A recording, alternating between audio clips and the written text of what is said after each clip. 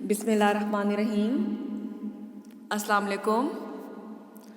How are you, class 6? I hope you all are doing good. And I hope you all are enjoying your winter vacations. And I also expect that you are taking your online classes on daily basis. Please do take your online classes and try to do your work on time. You have to do all this work in your copy. But make sure that the work is neat and clean. Other than that, आपको जो winter task दिया हुआ है जिसमें you have to learn and then write everything that was done in class, that work you have to do in loose sheets. जबकि अभी जो काम हो रहा है साथ साथ वो आपने बहुत neat way में copy पे note down करना है. Do mention the date and the day. As you all remember that last week we studied our unit number 8 and the name of that unit was Chinese Zodiac. अब zodiac क्या होते हैं? Bird signs होते हैं या जिनको आप stars कहते हैं. Chinese, this chapter is about Chinese Zodiac. तो उनका जो Chinese year है that is of 12 years. And every year has been given the name of some animal. और ये जो story है इसको पढ़ के हमें पता चला कि why some animals have been given the name of Chinese Zodiac. इसको क्यों नाम दिया गया है animals का और कौन कौन से animals हैं. तो इसकी story क्या थी कि the Jade Emperor wanted to find means of measuring time, so he organized a race and invited all the animals to take part. Or they would have to be one of the first 12 to cross the river and reach an appointed spot on the opposite side. Their order in the cycle would be decided by the order in which they finished the race. जो जिस तरतीब से race में पहुंचता गया, जो first आया उसको कैलेंडर में फर्स्ट जगह दी गई, इस तरह से जो लास्ट आया उसको लास्ट में ही जगह मिली. So the first animal was rat. और इसी तरह प्रॉपर फिर आगे स्टोरी की डिटेल्स हैं कि रेस कैसे होती है और कैसे एनिमल्स जो हैं किस वे में पहुंचते हैं और किस तरह उनको जगह मिलती है Chinese calendar. So we did words meanings also and we did one exercise B on the book. आज we are going to do one more exercise on the book first, then later on we are going to do word sentences and question answers. But before doing this exercise, which is on page 51 on my page, you have to know what adverbs are. You all have studied parts of speech, you all know the names, you all know the definitions. हम पिछले initial chapters में जो है वो parts of speech के नाम और उनके जो definitions हैं वो हमने पढ़ी थी. So today जो part of speech we are going to read and discuss is adverb. What is an adverb? पहले तो ये पता होना चाहिए कि simple words में अगर मैं आपको बताऊँ तो an adverb is a word which shows how, when and where an action is performed. कि वो action कैसे perform हुआ, कब perform हुआ और कहाँ perform हुआ. तो वो जो words वो हमें बताते हैं उनको हम कहते हैं adverbs. यानी कि adverbs modify other adverbs and verbs and adjectives also. जैसे जैसे अभी मैंने आपको बोला कि when an action is performed, I will call you tomorrow. ठीक है ना. अब इसमें verb क्या है? call है और adverb क्या है? tomorrow. ठीक है ना. क्योंकि tomorrow क्यों है? क्योंकि ये हमें बता रहा है कि when an action is performed. when यानी कब. ठीक है ना. तो कब होगा, कब कॉल की जाएगी? tomorrow यानी कल. तो ये जो वर्ड है tomorrow, this is an adverb. Second example is जैसे मैंने बोला था कि where is action is performed, we played outside, यानी कि हम बाहर खेलते हैं। अब हमने बाहर खेला, अब इसमें जो वर्ब है वो है प्लेड, और हमें कौन सा वर्ड जो है वो बता रहा है कि where an action is performed, तो वो वर्ड है आउटसाइड, कि यानी कि कहाँ खेला गया, आउटसाइड, बाहर खेला गया, घर के बाहर, ठीक है ना। तो ये वर्ड जो है जो हमें बता रहा है कि एक्शन कहाँ पे हुआ, where an action is performed, the word outside, it is an adverb. तीसरा है इन व्हाट वे, यानी कि किस तरह से, हाउ यानी किस तरह से an action is performed, how an action is performed. He selfishly refuse to share his toys, यानी कि उसने इनकार कर दिया अपने टॉयज शेयर करने से। तो इसमें जो है वो वर्ब जो है वो कौन सा है, वर्ब है रिफ्यूज्ड, यानी कि इनकार कर दिया। अब किस तरह इनकार किया, हाउ, या किस तरीके से इनकार किया, इन व्हाट वे, सेल्फिशली, बहुत सेल्फिशली, यानी कि बहुत मीन तरीके से उसने इनकार कर दिया। तो ये जो वर्ड है selfishly, this is an adverb. To what extent, यानी कि कितना कोई एक्शन परफॉर्म हो सकता है। She frequently ask her parents for money, यानी कि वो बहुत कम अपने पूछती है अपने पेरेंट्स को, अपने वालिदैन को पैसों के लिए। फ्रीक्वेंटली यानी कि कब कितना, किस हद तक। तो ये जो वर्ड फ्रीक्वेंटली है ये हमें शो कर रहा है this is an adverb. To what extent, अब अगर खाली सेंटेंस होता एमा इज टॉल, तो आपको सिर्फ ये पता चलता कि एमा इज टॉल। अब टॉल क्या है, टॉल इज एन एडजेक्टिव। अब कितनी टॉल है उसके लिए वर्ड यूज किया है एक्सट्रीमली, तो this word extremely is adverb. She wash the glass dish very carefully, यानी कि वो ग्लास डिश धोती है, किस तरह से धोती है, किस तरीके से धोती है, वेरी केयरफुली, यानी कि बहुत ही एहतियात से। अब ये दोनों वर्ड्स जो है वेरी भी और केयरफुली भी, ये दोनों जो है क्या है, एडवर्ब्स हैं। Are all words that end in ly are adverbs. अच्छा, बहुत से वर्ड्स जो ly पे एंड होते हैं वो एडवर्ब ही होते हैं, बट मोस्टली ये ज़रूरी नहीं है कि सारे वर्ड्स ही जो ly पे एंड हो रहे हैं वो एडवर्ब ही हों। और एडवर्ब्स क्या होता है, they make your sentence more powerful, ठीक है ना। When we use adverbs they make our sentence more powerful. For example, आप ये भी कहा जा सकता था कि Emma is tall, but when the word extremely is used and it's written Emma is extremely tall, तो हमें बहुत ये एक प्रॉपर आइडिया मिल रहा है, क्लियर पिक्चर मिल रही है कि वो बहुत ज़्यादा ही टॉल है। जैसे एक एग्जाम्पल है द बॉय रैन। अब खाली अगर आप द बॉय रैन सेंटेंस पढ़ेंगी तो आपको सिर्फ ये समझ आएगा कि एक लड़का था जो भागा था, but when you read this sentence the boy ran excitedly, यानी कि वो किस तरीके से भागा था। So this word excitedly is an adverb, it is giving more power to our sentence, ठीक है ना। An adverb is a word that describes a verb, an adjective or another adverb. It tells us how often, when and where an action is performed. ठीक है ना। अब how में कौन से, यानी कि कैसे एक्शन परफॉर्म होता है, उसमें कौन से वर्ड्स यूज होते हैं, ये ज़रूरी नहीं कि यही सारे वर्ड्स हैं, और भी बहुत से वर्ड्स हैं, but to show you some examples, easily, happily, loudly, quickly, quietly, reluctantly, sadly, silently, slowly. How often यानी कि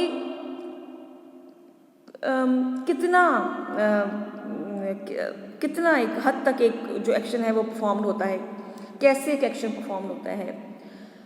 always, every day, frequently, never, often, once, seldom, sometimes, twice. ये जो इस तरह के वर्ड्स हैं, दीज आर ऑल्सो एडवर्ब्स. फिर when के लिए कौन से ज़्यादा एडवर्ब्स यूज़ होते हैं? आफ्टर, ऑलरेडी, बिफोर, अर्ली, यानी कि I wake up early in the morning, ठीक है ना. Now, since, soon, today, yesterday, words like these are also adverbs. फिर वेयर यानी कहाँ पे एन एक्शन परफॉर्म होता है? Away, everywhere, here, home, inside, near, outside, there, ठीक है. Words like these they are adverbs. अब आगे एडवर्ब्स की जो हैं फर्दर टाइप्स हैं, जैसे adverbs of manner, adverb of place, adverbs of time, adverbs of frequency. But today we are just going to do adverbs of manner and adverbs of place and time. So adverbs of manner answer the question how, यानी कि जैसे मैंने आपको बताया है कि how an action is performed, तो किस तरह से एक एक्शन परफॉर्म्ड होता है, उसके लिए जो वर्ड्स यूज़ करेंगे वो उनको हम वो एडवर्ब की टाइप है एडवर्ब्स ऑफ मैनर, वो उसमें आते हैं. It tells us how something happen, यानी कि कोई चीज़ कैसे हुई, हंस के हुई, रो के हुई, गुस्से से हुई, खुशी से हुई, या कैसे हुई. वो जो चीज़ वर्ड्स हैं जो हमें बताते हैं कि how an action is perform, कि कोई एक्शन, कोई काम किस तरह से हुआ है, वो वर्ड्स जो हैं वो एडवर्ब्स ऑफ मैनर की कैटेगरी में आते हैं. It is usually placed after the main verb और आफ्टर द ऑब्जेक्ट. मोस्टली ये जो वर्ड्स हैं वो वर्ब के बाद आते हैं. Now you can see here is a list of all these words: accidentally, angrily, anxiously, awkwardly, cheerfully, clearly, closely, fortunately, frankly, frantically, generously, gently, gladly. Mostly आप देख सकते हैं कि these words are ending with ly, और mostly these words, these adverbs are formed from adjectives. अब अगर आप जैसे मैं आपको अगर वर्ड्स दूँ लाइक चीयरफुल, अगर आप इसके आगे ly ना लगाएं, खाली चीयरफुल होगा, तो चीयरफुल जो है वो क्या है? It is an adjective because it is describing. For example if I say Javeria has a cheerful face, तो ये क्या बता रहा है कि जवेरिया का फेस जो है वो कैसा है. तो जब तक ये चीयरफुल है तो इट इज़ एन एडजेक्टिव. अब एडजेक्टिव से mostly adverbs are form from adjectives. Adjectives होते हैं जिनके आगे जब हम ly लगाते हैं तो वो एडवर्ब्स बन जाते हैं. चीयरफुल से हमने उसको जब आगे ly लगाया तो it became cheerfully. She laughed cheerfully, यानी कि वो बहुत खुशी से हंसी. तो यानी शी प्लेड चीयरफुली, तो यानी कि उसने बातें जो हैं बहुत खुशी से की. तो अब ये बातें जो हैं या खेली चीयरफुली, दीज आर एक्शंस. जब इसके आगे ly लग जाता है तो ये एडवर्ब बन के फिर वर्ब को मॉडिफाई कर रहा है. Gracefully, greedily, happily. अच्छा, अब हार्डली कोई वर्ड नहीं है. हार्डली और फास्टली जो है, अपना कॉन्सेप्ट क्लियर कर लें कि ये हार्डली और फास्टली नहीं होता. We use only hard and fastly नहीं, फास्ट ही यूज़ होता है. Healthily, honestly, hungrily, hurriedly, inadequately, ingeniously, joyfully है word, kindly, lazily, and all these words ending with li, nervously, loudly, noisily, powerfully, punctually, quickly, quietly, rapidly, rarely, recklessly, regularly, reluctantly, repeatedly, rightfully, roughly, rudely, sadly, safely, sharply, silently, sleepily, slowly. फिर आगे ये words और भी हैं बहुत सारे: successfully, swiftly, tenderly, thoughtfully, truthfully, victoriously, weakly. So all these words. और फिर ये वर्ड well, WELL, ये भी जो है जैसे एक सेंटेंस होता है कि she speaks English well, ठीक है ना। तो वेल कैसे बोलती है English, she speaks English well, तो WELL ये भी बता रहा है कि how an action is performed, so it is also an adverb. अब पहले हमने डिस्कस किए adverbs of manner, now this is adverbs of place and time. Adverbs of place and time show when and where an action took place, यानी कि action कब हुआ और कहाँ हुआ। एडवर्ब ऑफ मैनर था कि एक्शन जो है वो कैसे हुआ, और adverb of place and time है कि एक्शन कब हुआ और कहाँ हुआ। Adverbs of place and time are also usually placed after the verb or after the object if there is one. Words like soon, seldom, much, near, far, today, जैसे अभी पिछली जो मैंने लिस्ट आपको दिखाई उसमें बहुत सारे थे एडवर्ब्स। तो ये एडवर्ब भी जो है वो मोस्टली वर्ब के बाद आता है, ऑब्जेक्ट के, या ऑब्जेक्ट के बाद आता है, यानी कि शी विल विजिट मी सून, ठीक है ना, वो जल्दी मुझे विजिट करेगी, वर्ब के बाद आ रहा है। ये कुछ एग्जाम्पल्स हैं of adverbs of place and time के। आई एट एन आइसक्रीम येस्टरडे, यानी कि मैंने आइसक्रीम कब खाई। कौन सा वर्ड है जो हमें बता रहा है कि आइसक्रीम कब खाई, येस्टरडे, यानी कल खाई। तो ये जो वर्ड येस्टरडे है ये क्या हुआ, दिस इज एन एडवर्ब और adverb of time. I see you now, मैं आपको अभी देखती हूँ, ये भी हमें बता रहा है when. Sufiyan will come here, यानी कि सुफियान यहाँ आएगा। तो ये कौन सा एडवर्ब है, ये एडवर्ब ऑफ प्लेस है कि वो बता रहा है कि सुफियान कहाँ आएगा, इधर आएगा, बाहर आएगा, बाजार में आएगा, कहाँ आएगा, ठीक है। Mariam is playing outside, Mariam खेल रही है। अब कहाँ खेल रही है, where an action is performed. ये प्लेइंग जो है ये वर्ब है, एक्शन है, तो अब ये कहाँ खेला जा रहा है, आउटसाइड। तो ये वर्ड जो आउटसाइड है ये हमें बता रहा है कि एक्शन जो है वो कहाँ हो रहा है। तो आउटसाइड जो है वो क्या हुआ, आउटसाइड जो है वो एडवर्ब ऑफ प्लेस हुआ। Now this is the list of some words of adverbs of place, जैसे डाउन, और जो मैं मोस्टली जो ज़्यादा हम यूज़ करते हैं वो यूज़ कर रही हूँ, आपको बता रही हूँ। इन, ऑन, जैसे the bag is on the table, तो हमें बताया जा रहा है कि बैग जो है वो कहाँ पे है, टेबल के ऊपर है।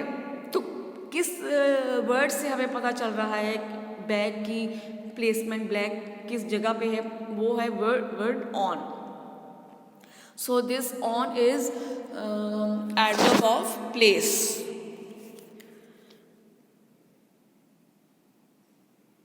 Over, under, above, away, behind, downstairs, far, indoor, nearby, out, there, up,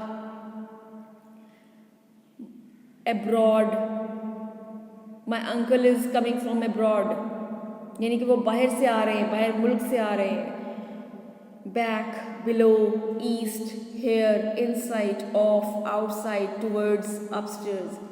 ये जो वर्ड्स हैं इनको प्लीज़ आप लोग एक दफ़ा देख लें, पढ़ लें और अपने माइंड में रख लें कि जब भी ये वर्ड्स आएंगे इट मीन्स कि these words are adverbs of place. जैसा कि I told you before also कि not all adverbs end with ly, mostly yes adverbs are formed from adjectives, but ये नहीं है कि वो सारे ही ly पे ही एंड करते हों। This is your exercise on book, page number is 52. Now words are given in this purple box. You have to choose the correct adverb from the list given and write it at the appropriate place. ठीक है ना। अच्छा, अब इसमें कुछ ऐसे भी words हैं जो दो सेंटेंस में यूज़ हो सकते हैं, बट हमने उनको ऐसे ही मैनेज किया है कि वो जो हैं किसी एक में ही हम करें, क्योंकि ऐसा नहीं हम कर सकते कि एक वर्ड को दो ब्लैंक्स में लाएं। तो अगर आप एक ब्लैंक में नहीं दूसरे ब्लैंक में वो वर्ड यूज हो रहा है, तो it will not be wrong.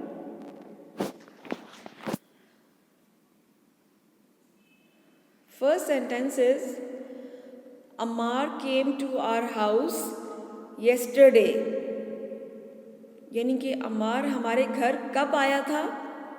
कल आया था, येस्टरडे.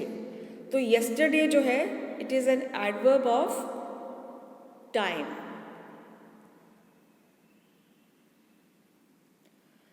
सारा looked everywhere.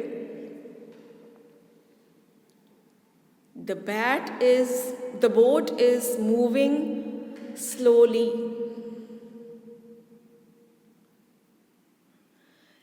Zaid can speak English well, यानी कि अच्छी इंग्लिश बोल सकता है. हिरा does her work efficiently, यानी कि बहुत अच्छे से काम करती है. कायनात met me calmly.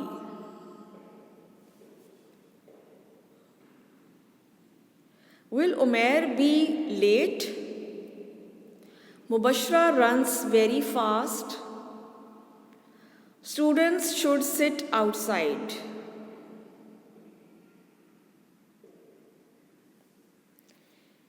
Please note down these answers. You have to do this exercise on your book. But बहुत नीट वे में आंसर्स आपने लिखने हैं. इट विल बी ओके अगर आप इसको पेंसिल से कर लें एक्सरसाइज को. ज़रूरी नहीं है कि आप बुक में पेन से ही करें. You can do it with pencil, but do write the date and the day.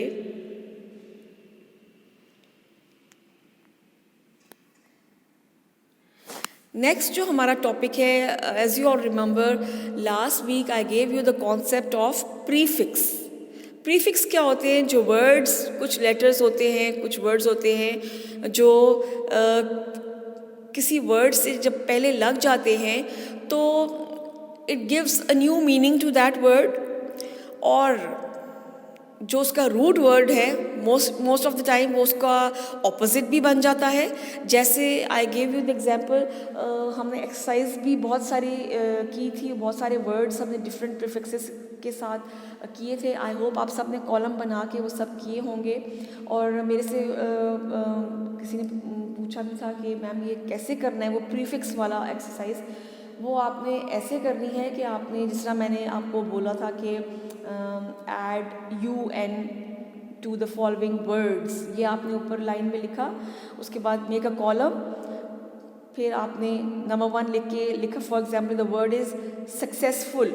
ठीक है ना. आपने एक पहले कॉलम, जैसे हम वर्ड्स मीनिंग्स के लिए कॉलम ड्रॉ करते हैं, उसी तरह कॉलम ड्रॉ किया और फिर आपने लिखा सक्सेसफुल. फिर उसके आगे नेक्स्ट कॉलम में यू विल राइट अनसक्सेसफुल. ठीक है ना. ये यू अन वाले प्रीफिक्सेस हो गए. फिर नेक्स्ट पेज में जिस तरह दूसरी एक्सरसाइज थी उसमें हमने किया था add prefix IR to the following words. उसमें भी फिर नीचे से आप कॉलम बनाएंगी. और जिस तरह फर्स्ट वर्ड लाइक एग्जांपल है रेलेवेंट, और दूसरे कॉलम में आप लिखेंगी इररेलेवेंट. ठीक है ना. सिर्फ आई थिंक 2 प्रीफिक्सेस थे IR और IL और IM. इनके वर्ड्स कम थे तो वो आप एक ही पेज पे कर लें. बट बाकी जो है UN वाले दूसरे वाले वो आप अलग अलग पेजेस पे करें. तो ये आज जो हम कॉन्सेप्ट पढ़ेंगे वो है सफिक्स का. जैसे I told you last week कि prefixes are added to a root word so that a new meaning is given to that word. ठीक है ना. जैसे happy and prefix जब मैं उससे पहले UN लगा दूंगी तो it becomes unhappy. अब happy का मतलब है खुश होना. लेकिन जब unhappy हो गया, un means not, तो इसका मतलब है ना खुश होना. So it has become the opposite of word happy. अब सफिक्स क्या है? सफिक्स जो है वो जो बेस वर्ड है या रूट वर्ड है उसके बाद में हम यूज़ करते हैं. प्रीफिक्स जो है वो हम पहले यूज़ करते हैं और सफिक्स जो है हम बाद में यूज़ करते हैं. मोस्टली जो सफिक्स हैं वो इस तरह ऐसे हैं, जैसे शिप, मेंट, SION, FUL, LYSTYTION LESS ये है मोस्टली हमारे सफिक्सेस जो हम यूज़ करते हैं। और जब हम सफिक्स में यूज़ करते हैं तो एक नया वर्ड बन जाता है और सम वर्ड उसका मीनिंग भी थोड़ा डिफरेंट होता है। अब सफिक्स के बनाने का रूल्स क्या है? First of all you have to keep these rules in your mind. When a word ends with a short vowel followed by a single consonant, consonant vowels तो I hope आप सबको पता होगा vowels क्या होते हैं। vowels A, E, I, O, U और consonant यानी कि जो लेटर vowel नहीं है उसको हम consonant कहते हैं। Followed by a consonant, double the consonant। अच्छा, अब एग्जाम्पल है SIT। क्या T वॉवल है? No, it's not a vowel, it's a consonant. लेकिन इस T से पहले I जो है वो वॉवल है। तो जब भी कोई ऐसा वर्ड आ रहा हो जिसका लास्ट लेटर जो है वो कॉन्सोनेंट है बट उससे पहले वाला जो है वो वॉवल है, तो जब आप सफिक्स बनाएंगे यानी कि अब इस पर हमने सफिक्स ING यूज़ करना है। ING जो है वो बाद में आ रहा है तो इट इज़ अ सफिक्स। तो हम क्या करते हैं, इसके स्पेलिंग्स कैसे होंगे? We are going to double the consonant.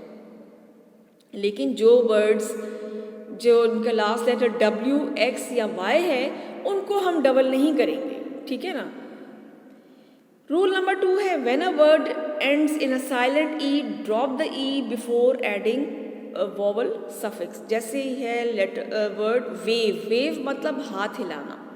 अब वेव में ई जो है वो साइलेंट है, तो जब इसके आगे हम ING लगाएंगे तो स्पेलिंग्स क्या हो जाएंगे? इसका रूल क्या है कि जब भी किसी वर्ड के एंड पे ई आएगा, ई साइलेंट होगा तो हम उस ई को ड्रॉप कर देंगे, ठीक है ना। उस ई को हम ओमिट कर देंगे और फिर हम ING ऐड करेंगे। जैसे स्माइल, SMILE। अब इसमें भी लास्ट जो है ई है हमारा वो साइलेंट है, तो जब हम स्माइलिंग लिखते हैं तो ई जो है वो हम उसको ड्रॉप कर देते हैं। When a words end in a silent E, keep the E if you are adding a consonant suffix। अब ये consonant suffix ये वाले थे और ये वाले जो है वो vowel वाले suffix है। अच्छा, अब पीस है, इसमें भी लास्ट में ई आ रहा है but we are adding FUL and it is we are adding a consonant suffix, so इसमें जो ई है वो ड्रॉप नहीं होगा। When a words end in CE or GE, keep the E when the vowel suffix starts with N, A or O। अच्छा जी, अब vowel suffix जो है वो क्या है, ये मैं आपको कॉन्सेप्ट इसका पहले दे दूँ। वॉवल सफिक्स वो हैं जो ये वॉवल से स्टार्ट हो रहे हैं, A, I, ठीक है ना, या O से, इनको हम कहते हैं वॉवल सफिक्स। जो दूसरे लेटर से स्टार्ट हो रहे हैं उनको we call consonant suffix. So जिन वर्ड्स के आखिर में GE आता है और उसके आगे हमने वॉवल सफिक्स ऐड करने हैं तो हम वो E जो है इसमें यहाँ पे हम ड्रॉप नहीं करेंगे। Rule number 5, when a word ends with a consonant followed by Y, change the Y into I unless the suffix starts with an I। अब जिस तरह cry है, लास्ट में आपके आगे आ रहा है Y और उससे पहले है consonant R, वॉवल नहीं है, तो हम Y को चेंज कर देंगे I में और फिर हम ES लगाएंगे। When a words end with a vowel followed by Y, keep the Y। अब यहाँ पर आप देखिए, यहाँ पर भी वॉवल आ रहा है प्ले में, PLAY में भी सॉरी Y आ रहा है, बट इससे पहले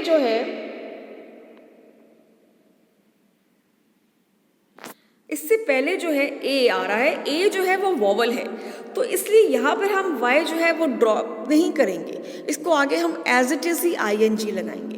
क्राई में हमने क्यों Y को ड्रॉप किया था और IES लगाया था? बिकॉज Y से पहले जो है वॉवल नहीं था, कॉन्सोनेंट था।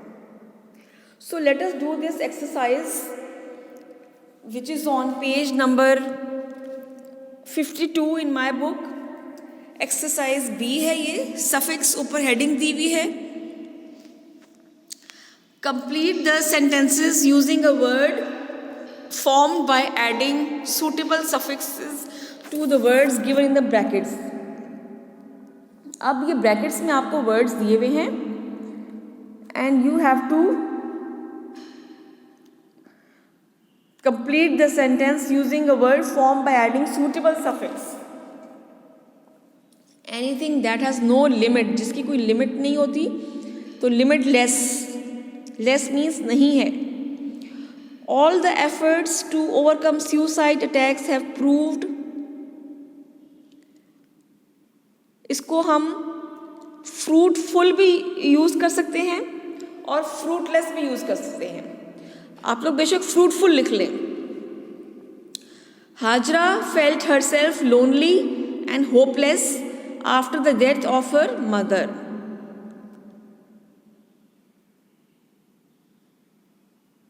Nakash never pays attention to his elders' advice. He is very heedless. यानी कि वो किसी की सुनता नहीं है. नंबर 2 में you will write fruitful. 5th है a fearless person does not feel afraid of anyone and anything. यानी कि जो नडर आदमी होता है जिसको किसी चीज़ का खौफ नहीं है. I am grateful for this act of kindness. यानी कि मैं बहुत थैंकफुल हूँ.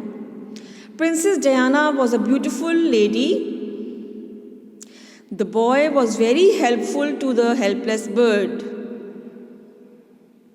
We must not lead a sinful life.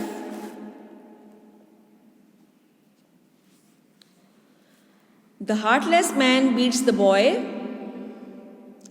King Akbar was a powerful emperor. His endless efforts paid him back. My parents are mindful of my problems. यानी कि वो aware हैं problems में. ये जो एक्सरसाइज थी इसमें मोस्टली हमने सफिक्स FUL फुल और लेस हमने यूज़ किया है. आई होप आपने ये सारे आंसर जो हैं वो नोट डाउन कर लिए हैं. So now let us complete our word sentences. जो last week we did words meanings और आज हम सेंटेंसेस करेंगे. ये जो एक्सरसाइज थी सफिक्स वाली और एडवर्ब की वो आपने बुक में करनी है और कॉपी पे आपने बिल्कुल तरतीब से काम स्टार्ट करना है. सबसे पहले words meanings, then word sentences, then question answers. So the first word is weeds. Weeds I told you जिसमें झाड़ियाँ घास फूस होती है. The sheep and the monkey had work together to clear the weeds.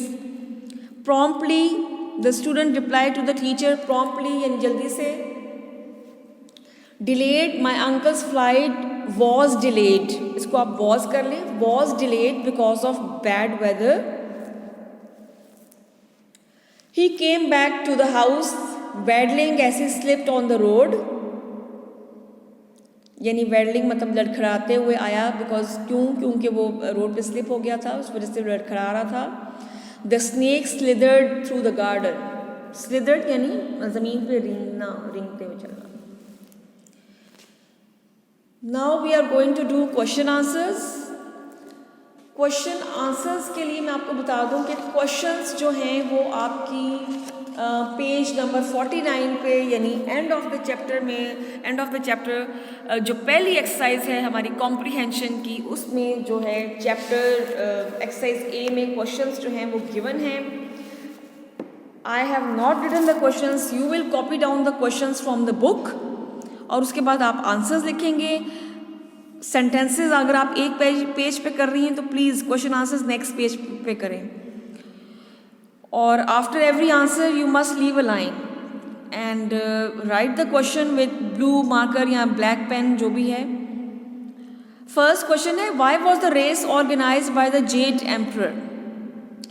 The Jade Emperor organized a race and invited all animals to take parts because he wanted to find means of measuring time. Second question है what is the importance of zodiac for people who believe in astrology? The zodiac has special meanings to people who follow astrology. They believe that the stars and other heavenly bodies influence people's lives. They also believe that the symbol a person is born under influences the person's character and fate. यानी कि इंसान का मुकद्दर जो है वो zodiac science पे काफ़ी हद तक डिपेंड करता है according to Chinese Question 3, how was the rat able to reach the appointed spot first? The rat was able to reach the appointed spot first because he sat on the ox's back, and while crossing the river, the rat pushed the cat into the water. When the ox came lumbering ashore, the rat jumped off and raced over the line first. Question number 4 है, why had it taken the dog so long to finish the race? The dog could not resist playing in refreshing water, so it had taken him so long to finish the race. Question number 5 है, why was the emperor greatly pleased with the sheep, monkey and rooster? और इसका answer है, the emperor was greatly pleased with the sheep, monkey and rooster because they had helped each other all through the race. The rooster had found some logs tied together and invited the other two animals to go with it. The sheep and monkey had worked together to clear the weeds and then managed to get to the other side. So these are only the 5 question answers that we are going to do. You have to write the questions from the book. Book पे page 49 पे questions mention है. Question लिखेंगी, फिर आप answer लिखेंगी. And this is your homework. Note down words, sentences and question answers in your copy. Learn all the work done of Unit 8. जो भी काम करवाया है इसका, चाहे बुक पे है चाहे कॉपी पे, वो सब आपने याद करना है. आई होप आपको आज का लेक्चर जो है वो समझ भी आ गया होगा और आपने इसको नोट डाउन भी किया होगा. So thank you so much and enjoy your holidays. अल्लाह हाफिज़.